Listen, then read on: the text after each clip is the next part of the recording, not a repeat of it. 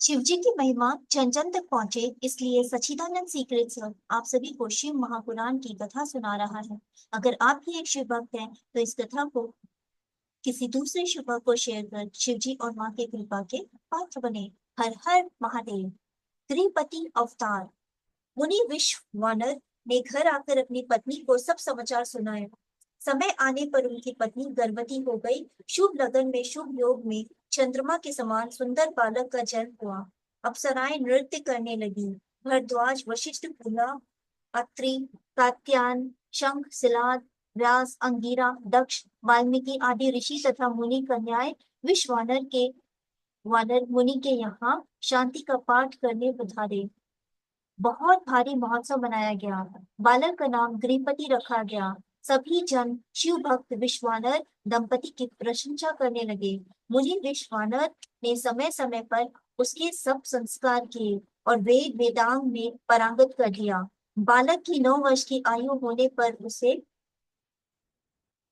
देखने नारद जी पधारे।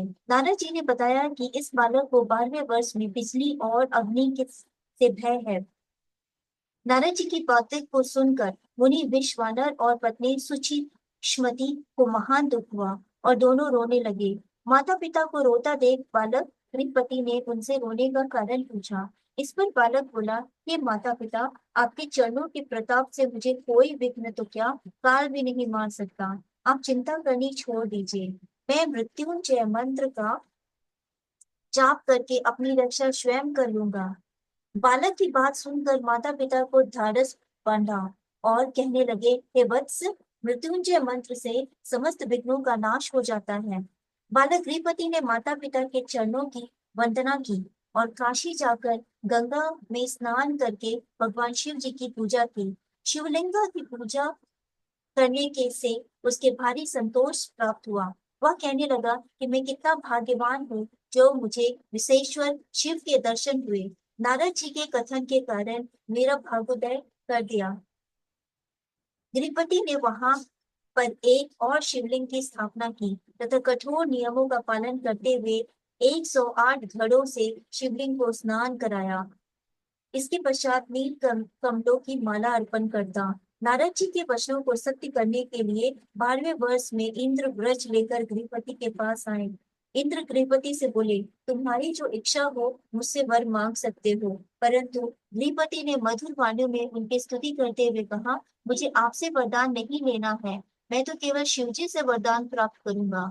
इंद्र ने कहा, शिवजी मेरे से बढ़कर नहीं है, तुम लड़कपन छोड़कर वरदान मांग लो, क्योंकि मैं सब देवताओं का स्वामी हूँ। अतः शीघ्रता पूर्वक वर मांग लो।